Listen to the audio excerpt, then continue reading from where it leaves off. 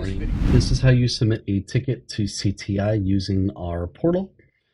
On your MacBook, you should have this icon in the top right-hand side, and if you click it, you'll get a drop-down box. The one we are going to focus on is the request support, and when you click on it, a box will appear. You would put a summary of your issue right on top of here. It could be something as simple as your laptop won't charge or something as complex as your battery needs to be replaced. In the tell us about the issue, you can describe the issue a little bit further, but we do ask you put your current availability and the best contact number down here. This will allow us to schedule out the ticket as soon as possible and flexibility per your schedule. How urgent is your request is your ability to affect your workflow.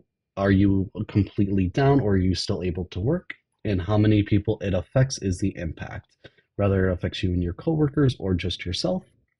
Please put your name, your email, and once again, your best contact information here, and we will get to you as soon as we are able to. If you have any questions, please give us a call at 847-888-1900, option 1. Thank you so much.